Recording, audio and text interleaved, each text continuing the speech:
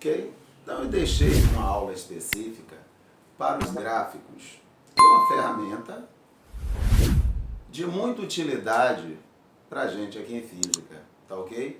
É uma linguagem, a linguagem gráfica é uma linguagem que ela compacta a informação.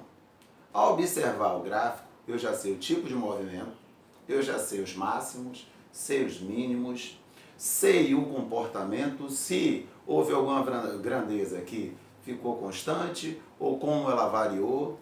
Então é uma ferramenta tão importante que mereceu uma aula à parte. Vamos começar pelos gráficos do movimento uniforme.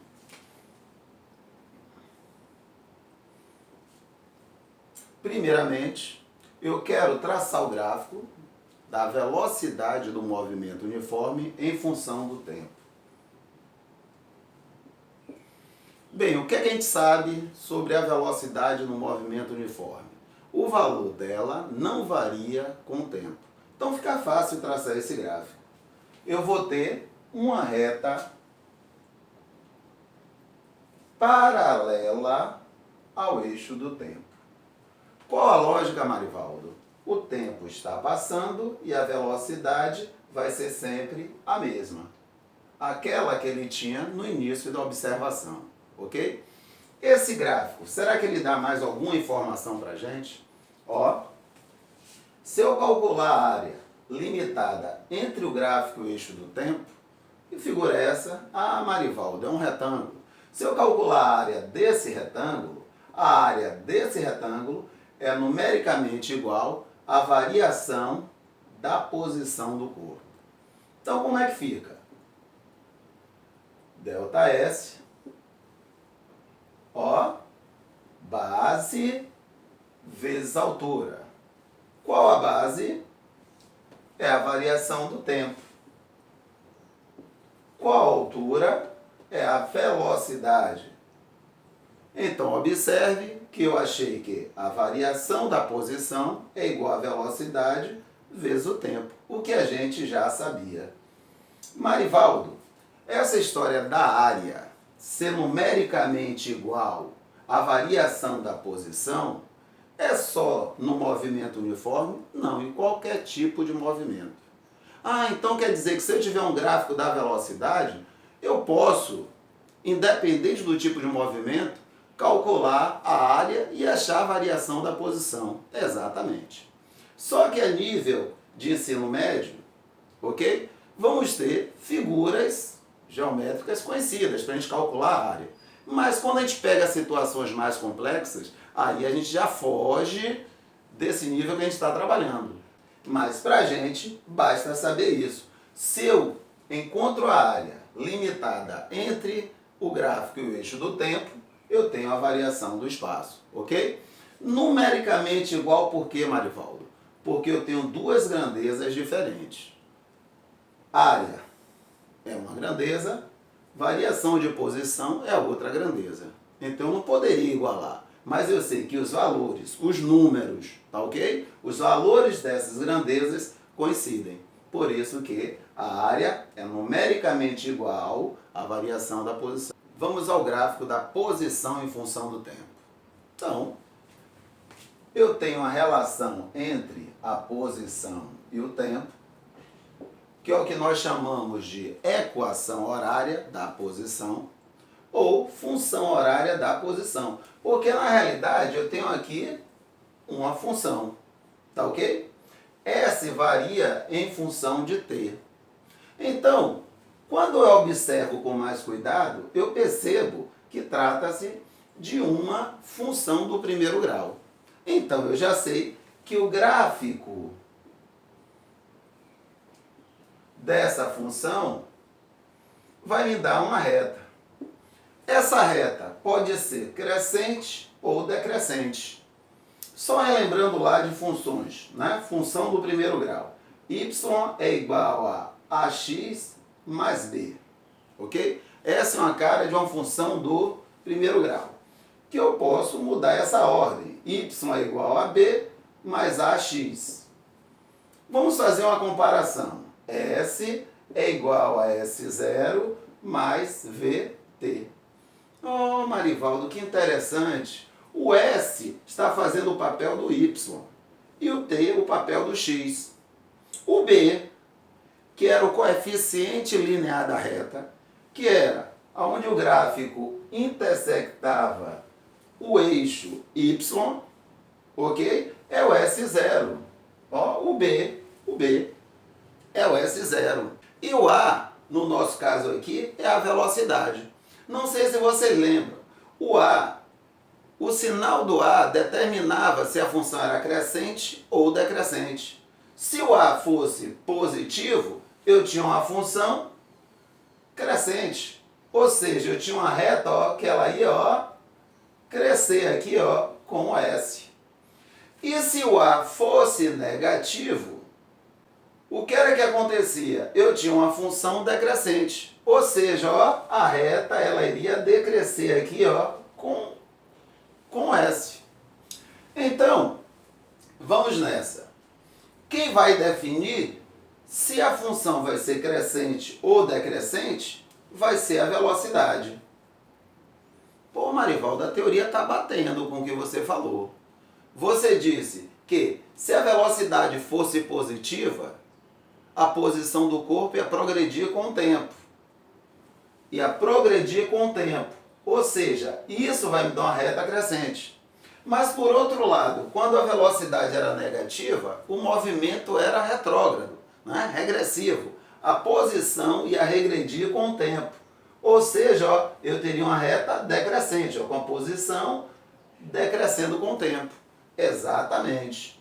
Então, o que importa é, se uma função do primeiro grau, eu já sei que eu vou ter como gráfico uma reta, que pode ser crescente ou decrescente. Quem é que vai me dar essa informação? A velocidade. Ok? Beleza. Então eu já sei a cara desse gráfico aí. Para qualquer tempo t, eu vou ter uma certa posição. Ok? Agora eu quero saber o seguinte, dá para tirar mais informação sobre esse gráfico aí? Será que se eu calcular a área desse gráfico eu vou ter alguma informação importante? Não. Tá ok? Infelizmente, a área do gráfico não vai me dar nada de novo. Mas por outro lado, se eu calcular a tangente desse ângulo aqui, a tangente do ângulo de inclinação da reta, será que eu vou ter alguma informação? Tangente, ok? Se eu estou falando de tangente, é porque eu tenho aqui, ó, um triângulo retângulo e a tangente é definida como sendo o cateto oposto ao ângulo, que nesse caso quem é? Quanto é que vale essa medida? S menos S0. Ah, Marivaldo, mas S menos S0 é o ΔS. Dividido pelo cateto adjacente. O cateto adjacente, o que é isso? Cateto vizinho ao ângulo. Então, dividido por esse cateto aqui. E quanto é esse cateto? Ah, Marivaldo, é a variação do tempo. É o tempo final menos o tempo inicial. Você me disse que a tangente, ó, relembrando lá da matemática, é o cateto oposto ao ângulo, dividido pelo cateto adjacente ao ângulo, o cateto vizinho ao ângulo. E, Marivaldo, eu estou percebendo que essa tal de tangente do ângulo, né, de inclinação da reta, ela está me dando a velocidade do corpo. Exatamente. Se eu calculo a tangente do ângulo de inclinação da reta, no gráfico da posição em função do tempo, que fique claro isso. A tangente desse ângulo de inclinação da reta, ela me dá a velocidade do corpo. Ok?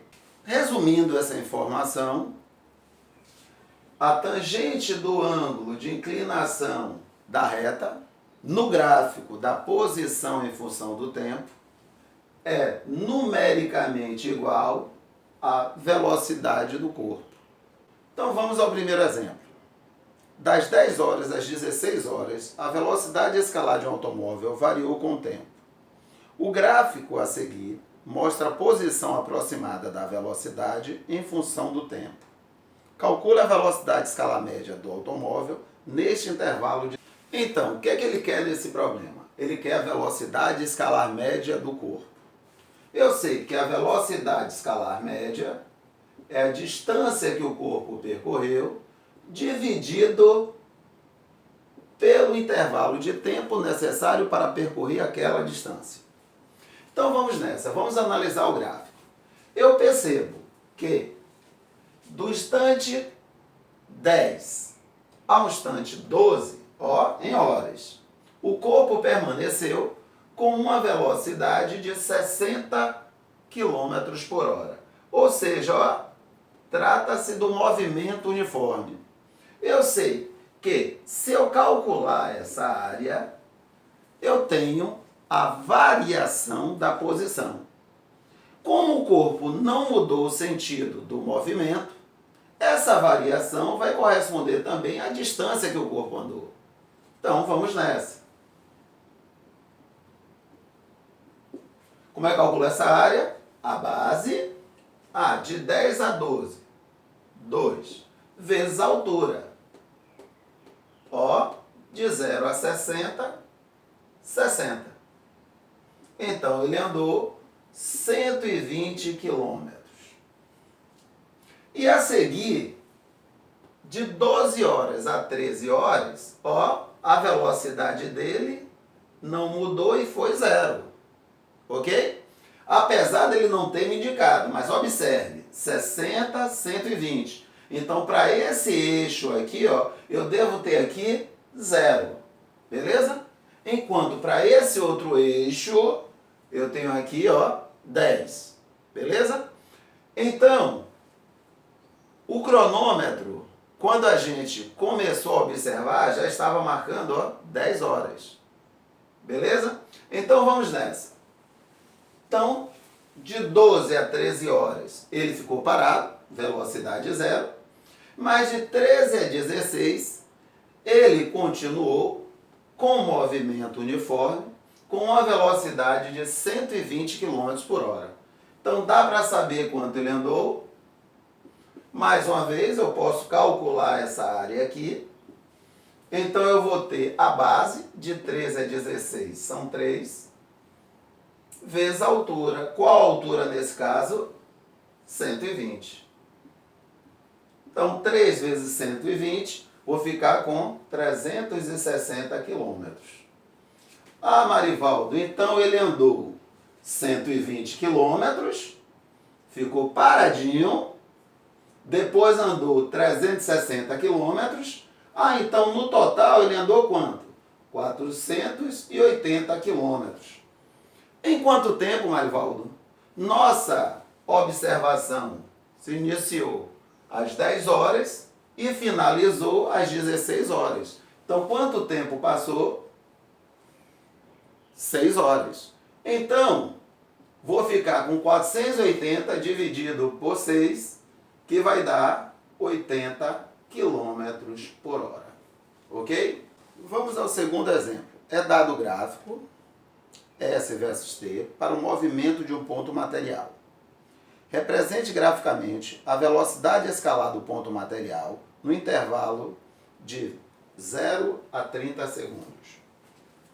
Então, nessa situação, ele me dá o gráfico da posição em função do tempo e quer que eu trace o gráfico da velocidade em função do tempo. Então, vamos analisar aí o movimento desse corpo.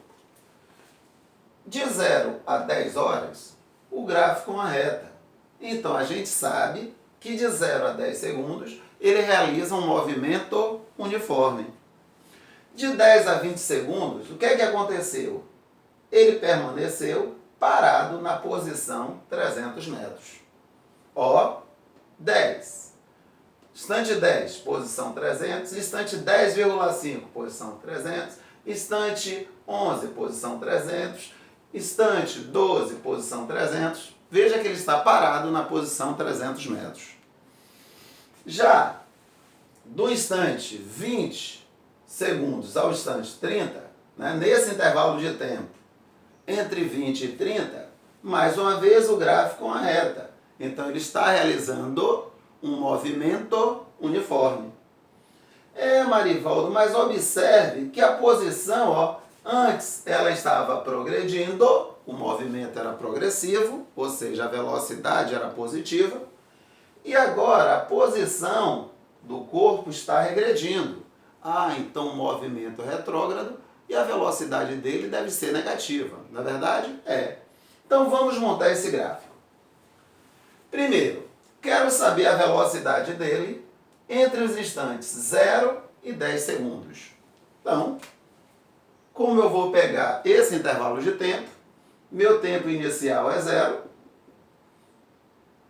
minha posição inicial, onde ele estava no instante 0, 100. E no instante 10 segundos, qual a posição dele? 300. A velocidade é ΔS sobre ΔT. A posição dele, final, 300. A posição inicial, 100. O tempo final, 10. O tempo inicial, 0. Então, 200 dividido por 10, 20 metros por segundo. Então, observe o seguinte, do instante 0 ao instante 10 segundos, ele teve um movimento uniforme, então está fácil traçar esse gráfico. Velocidade em metros por segundo, tempo em segundo. Ok? Então, foi concluir que do instante 0 ao instante 10 segundos, a velocidade dele foi constante e o valor dela, 20 metros por segundo. Do instante 10 ao instante 20, a gente sabe que ele ficou parado, não é isso? Na posição 300. Então, a velocidade dele, 0. 0 a velocidade. Agora, entre 20 segundos e 30 segundos, vamos calcular essa velocidade? Eu quero entre os instantes 20 e 30. Então, se eu quero a velocidade entre os instantes 20 e 30, 20 é meu instante inicial, 30 meu instante final. Se 20, ok, é um instante inicial, qual a posição inicial? Qual a posição nesse instante? 300. Então, minha posição inicial, 300. Meu instante final, 30 segundos. Minha posição final, 100 metros. Então, como a velocidade é a variação da posição sobre a variação do tempo, eu vou ficar com posição final 100, menos a inicial 300, tempo final 30, tempo inicial 20. Então eu vou ficar com menos 200 dividido por 10, que vai dar menos 20 metros por segundo. Então, entre os instantes 20 segundos e 30 segundos, ele teve a sua velocidade se mantendo num valor constante e esse valor era menos 20 metros por segundo. Então, colocar aqui velocidade menos 20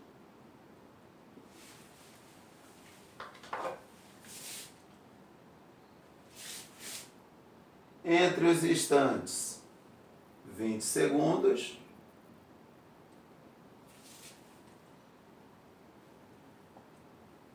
e 30 segundos. Ok? Então esse é o gráfico da velocidade em função do tempo.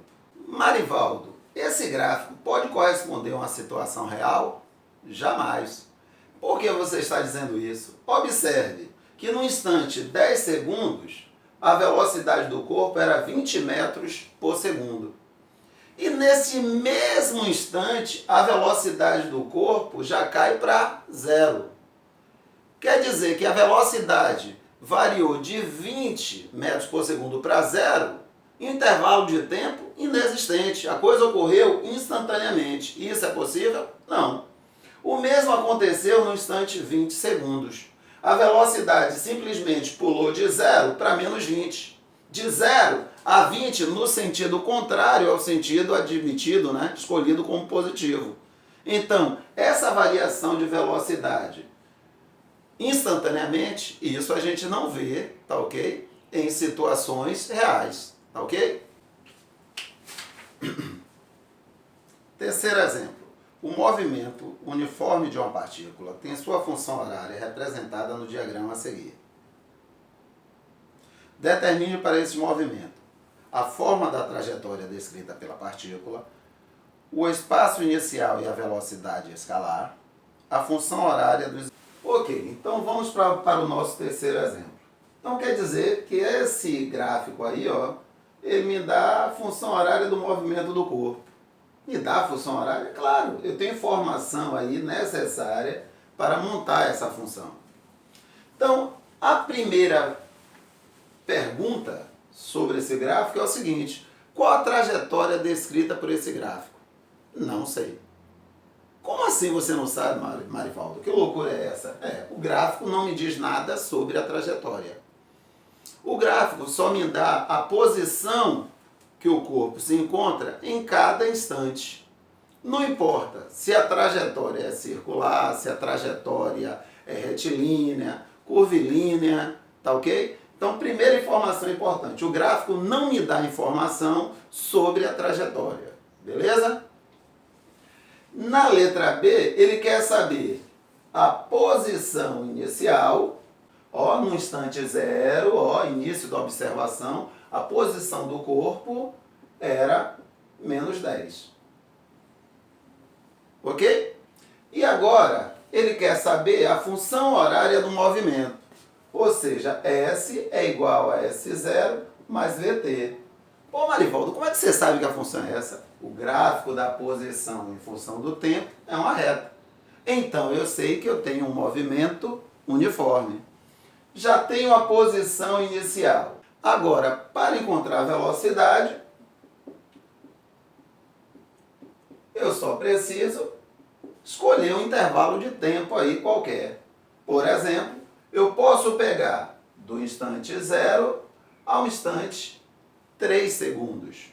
Então, no instante 0, ou seja, meu instante inicial, minha posição era menos 10. Então, minha posição inicial é menos 10. E no instante 3 segundos,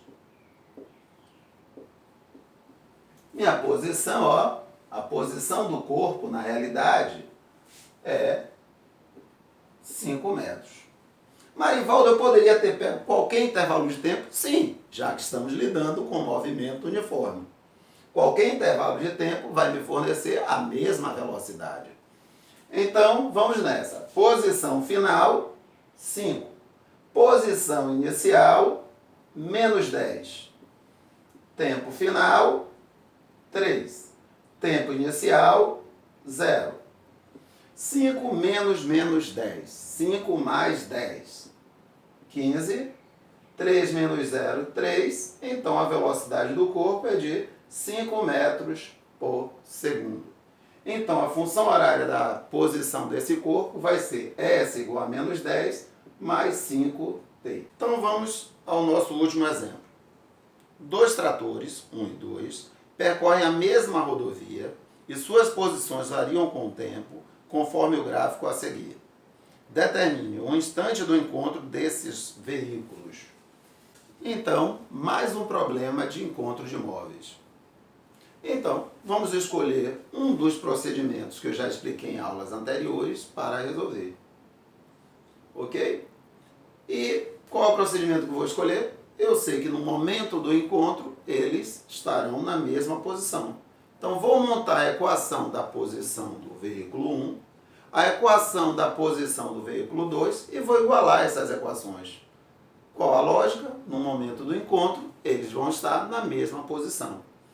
Então, vamos lá. Veículo 1. A equação dele é S igual a S0 mais VT. Só para fixar. Como é que eu sei que a equação dele é essa?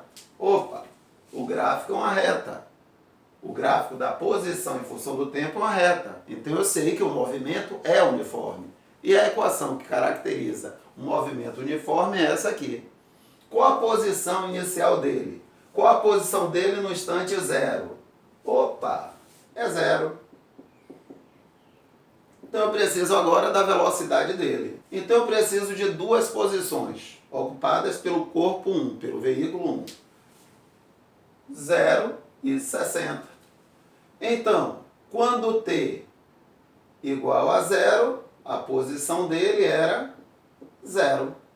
Mas quando o tempo era 3 horas, a posição dele era 60 quilômetros.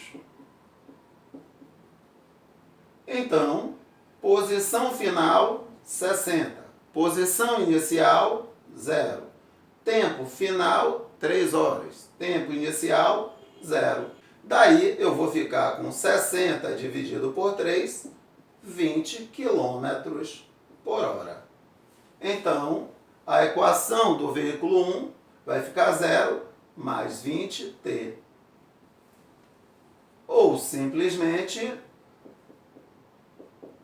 20t. Vamos para o corpo 2. S é igual a S0 mais VT. Qual a posição inicial dele? Qual a posição no instante zero? 300 km. Então, S2 é igual a 300 km. Agora, eu preciso da velocidade dele. V é ΔS sobre ΔT. Então, eu preciso de duas posições.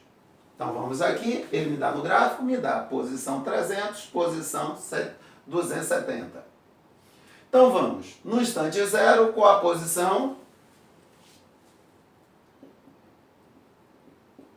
300. Então, a posição inicial, 300 km. No instante 3 horas, qual a posição dele? 270 km.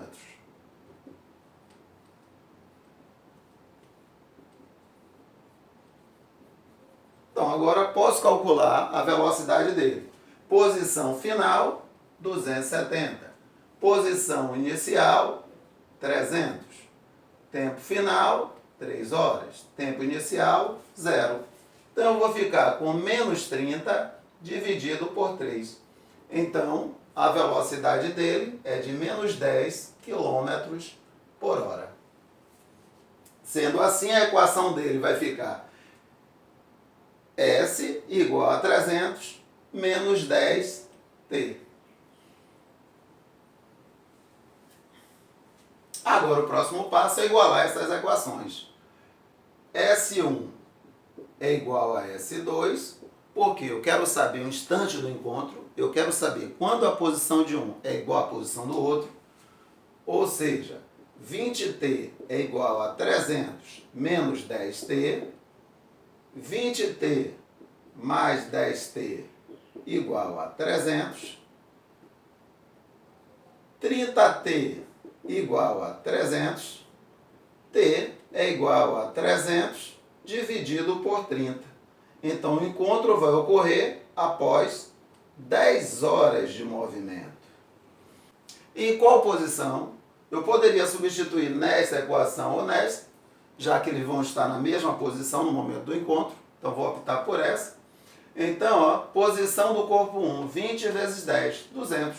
Então, eles vão se encontrar após 10 horas de movimento e na posição 200 km.